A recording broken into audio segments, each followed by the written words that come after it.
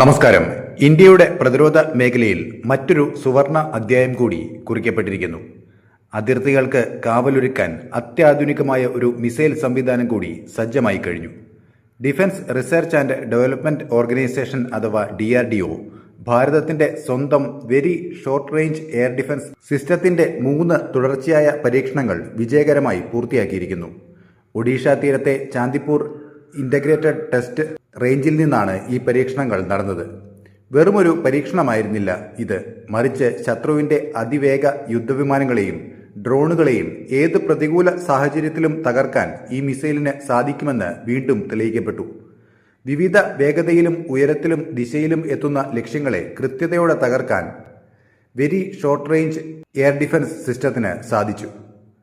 ഈ പരീക്ഷണം പൂർണ്ണമായും ഒരു ഫൈനൽ ഡിപ്ലോയ്മെന്റ് കോൺഫിഗറേഷനിൽ ആയിരുന്നു നടന്നത് എന്നതും ശ്രദ്ധേയമാണ്. അതായത് യഥാർത്ഥ യുദ്ധമുഖത്ത് സൈനികർ എങ്ങനെയാണോ ഇത് പ്രവർത്തിപ്പിക്കുന്നത് അതേ രീതിയിലാണ് ഇവിടെയും പരീക്ഷിക്കപ്പെട്ടത്.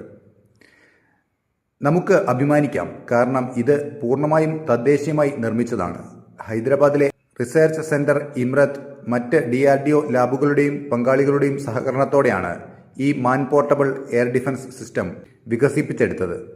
സൈനികർക്ക് തോളിൽ വെച്ച് തൊടുക്കാൻ കഴിയുന്ന ഈ missile system Indian army, navy, air force എന്നീ 3 വിഭാഗങ്ങൾക്കും ഒരുപോലെ ഉപയോഗപ്രദമാണ്. Telemetry, electro optical tracking system, റഡാറുകൾ എന്നിവയിൽ നിന്നുള്ള വിവരങ്ങൾ മിസൈലിന്റെ കൃത്യതയും പ്രഹരശേഷിയും അടിവരയിട്ട് ഉറപ്പിക്കുന്നുണ്ട്. ഈ വിജയത്തെ തുടർന്ന് പ്രതിരോധ മന്ത്രി ശ്രീ രാജ്നാഥ് സിംഗ് DRDOയെയും ഇന്ത്യൻ സൈന്യത്തെയും അഭിനന്ദിച്ചു.